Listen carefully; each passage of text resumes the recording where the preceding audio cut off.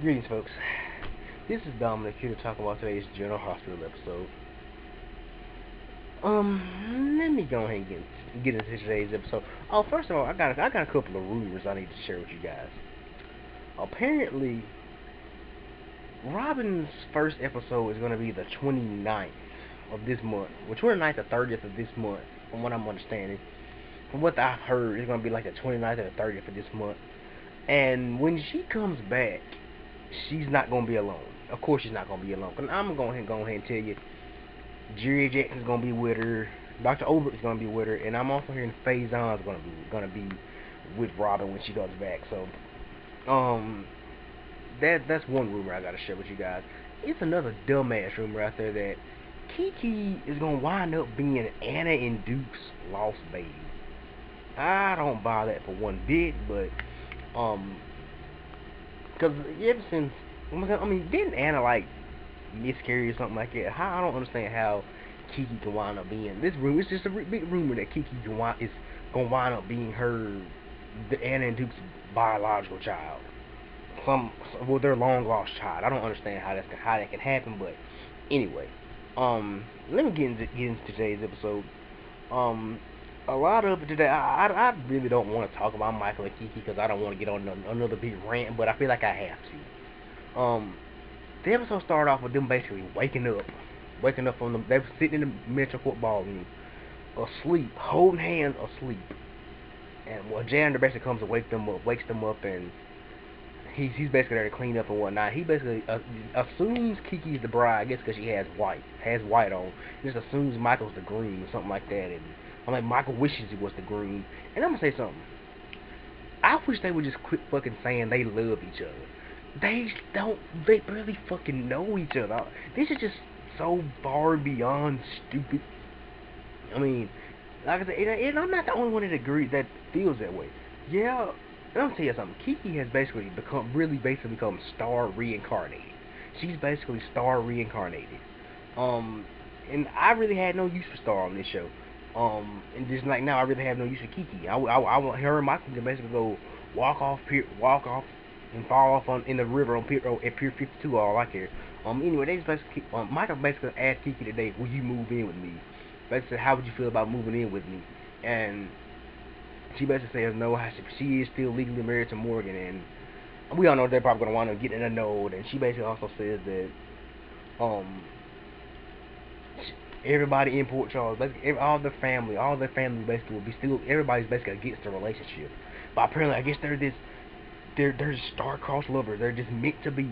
Everybody's just so against it, but they're destined to be together. I guess that's how it is. I guess that's how they're claiming it is. I don't buy that for one bit, but anyway. But yeah. They're basically saying how Kiki basically, I will say this. One of the first times you would hear me say this, I actually kind of agree with her today when she was saying how as to why they shouldn't move in together, because everybody will be so against it. Everybody basically will be like, the Quartermains are hated. The Quartermains think she basically just cozying up to Michael just to get their money.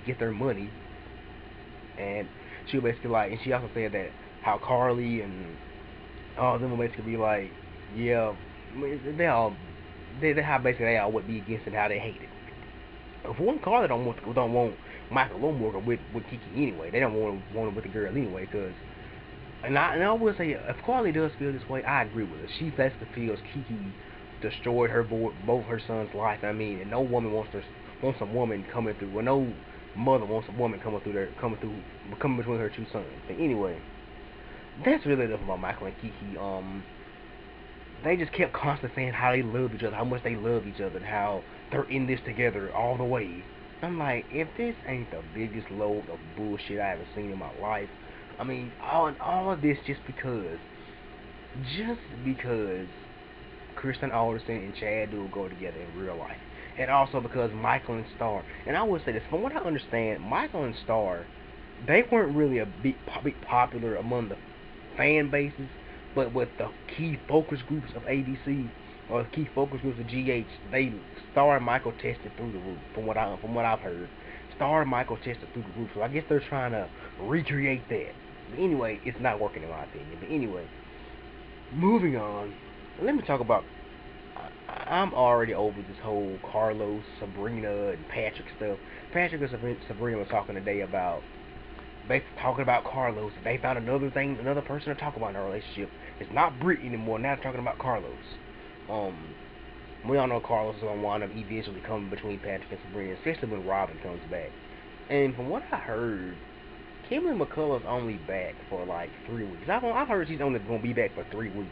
A lot of people said they're not really sure, but they've heard like just not 3 weeks, 3 months. She signed like a 3 month contract. I don't think she signed a full long term contract. And I'm gonna tell you something about this.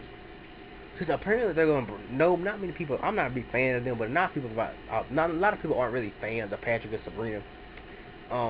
If Robin doesn't come back full term, or if she doesn't come back full term, and it is just a little 3 4 month contract. If she doesn't come back full term, I feel like what's the use of Patrick without Robin? I mean, they can test him with Sam and whatnot. A lot of people seem to like Warner. I wouldn't have a problem with Patrick and Sam being together, but we'll get testing them as a couple. But because I'm not a big fan of Sam and Silas, but since they done bought this Carlos guy in, he's obviously for Sabrina.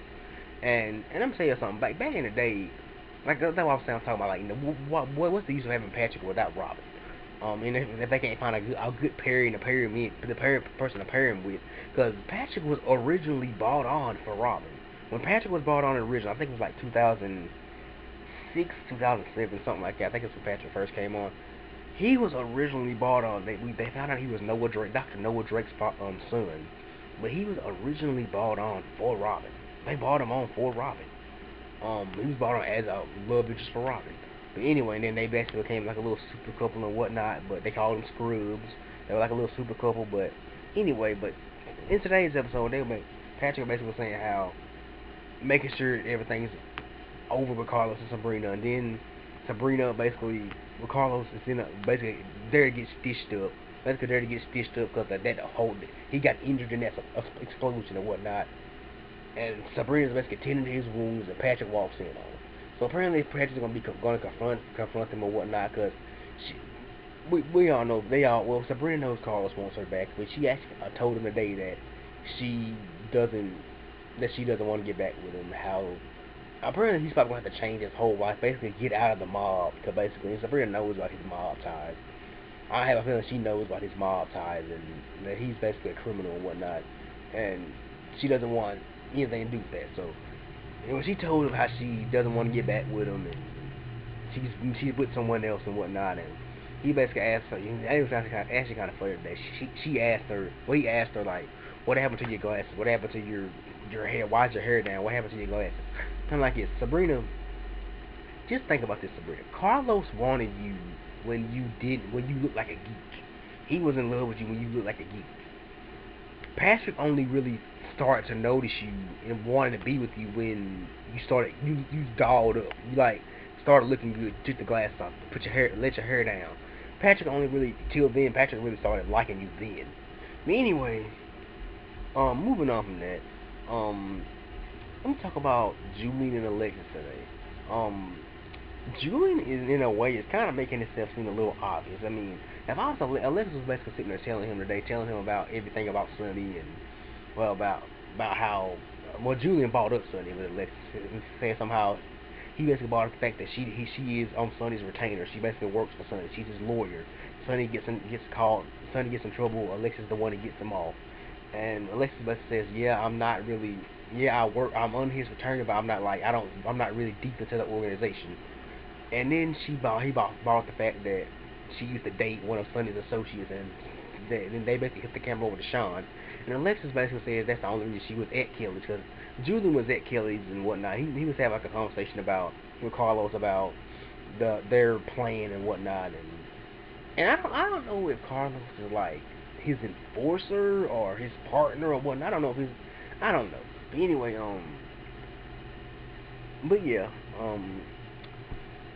Anyway, Sean comes out. He's introduced to Derek. Introduced to Julian / Derek, and dude basically said something like basically torn what Sean said. My condolences about your what happened at the pier last night. And Sean's looking at him like almost serious, like looking like, do you know? Basically asking him, does he know something about it?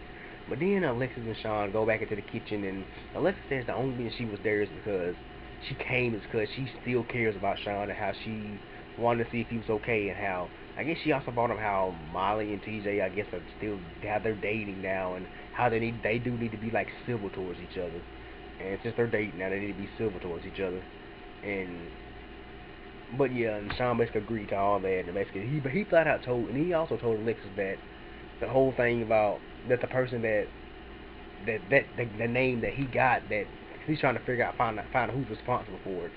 And he basically says that Julian Jerome is the one that Julian Jerome is the one that Vince said he's working for, but and Alexis basically all Alexis' eyes basically got this big around. She basically said, "Did you say Julian Jerome?" But anyway, that was that. Now we're talking about Morgan and Ava. Like I said yesterday, I predicted Morgan and Ava were gonna sleep together a long time ago. I don't when Ava and Morgan first came to the show. When Morgan first came back onto the show, and when Ava first came onto the show, I had a strong feeling that her and Morgan were gonna wind up hooking up, gonna wind up sleeping together. I don't see them as a couple, but they could be basically fuck partners, and when they could be basically fuck partners. But anyway, because from around here, that's what they call people that just basically sleep together. Most people will call them friends with benefits, but we just call them cut buddies, fuck partners. But they can be basically fuck partners. I actually like them as basically sex partners. But anyway, Carly knocks on the door. Carly comes in, and Morgan wasn't really afraid at all that Carly was gonna Carly could find out about this. She really wasn't. Morgan wasn't afraid at all. Morgan was basically like, I don't care. I'm a grown ass man. And for what I'm understanding, I think Morgan is 21, because I think the actor Brian Craig actually said it on Twitter that Morgan is 21 now, since it explains him drinking in public. So I think he's 21 now. But anyway, and from what I understand, Brian Craig, the actor actually said, who's 21 in real life, actually said Morgan is actually 21. Morgan is in fact 21. But anyway, but yeah, Carly basically comes in, and she's all, excuse me, I didn't get much sleep last night. So I'm a little tired. I guess that's kind of why I'm rambling on and on. I'm a little tired. But anyway, I didn't get much sleep last night. But anyway, Carly comes in and comes to the room, and Morgan's hiding because Ava begged Morgan to hide, and Ava's basically continually trying to get rid of Carly, and Carly's basically trying to kick Ava out, and Morgan knocks something over. Carly figures out she has something back there, and someone back there. And first, Carly thinks it's Silas, and then Ava says, "No, it's not Silas." Then Carly says, "Oh, I know who you have back there. It's Franco." Speaking of Franco, I didn't care too much for his scenes today. Apparently, his assets Franco's assets, all his money's been frozen because the people he's harmed in the past are basically suing him because he got off on everything. But the people, all those folks are suing him, and apparently Franco's broke now. So Diane suggested he actually start selling art again. But anyway, Carly suggested it's Franco back there, that Franco's the one back there. And Ava said no, and Morgan flat out just comes out and said, "No, it's not Franco, it's me." And then Morgan flat out tell Carly, "I'm a grown man, I can fuck whoever I want to."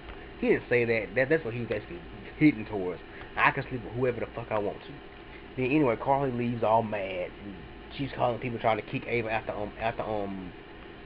of the Metro Court, and then she all of a sudden bumps into Franco, knocks all the Franco's paint supplies, just flat out runs into Franco. But anyway, of course I hear Carly and Franco probably gonna kiss tomorrow. I hear they're gonna kiss tomorrow, and from what I heard. And then at the end of today's episode, Morgan and Ava are going at it again, and lo and behold, Kiki and Michael walk in, because Michael goes and gets the key to Ava's room. Michael basically says something to Kiki. I don't want to brag, but I'm the son of the woman who owns this hotel. I'm like, Morgan seriously has like no, not Morgan. Michael has like no like respect for Morgan. He said like he doesn't even care about his brother. He just stole his wife out from under him just like that, and act like everything's supposed to be all good. I'm like, Michael, it's gonna take a long time for you and Morgan to be like close, all good brothers again. Seriously.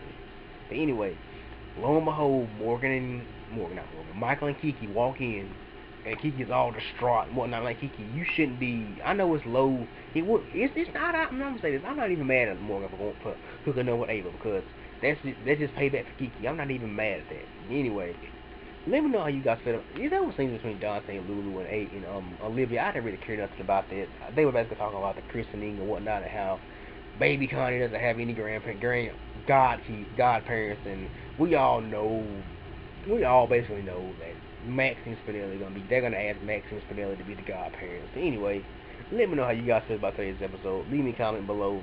Anyway, this is Dominic checking out. Peace. God bless. Bye bye.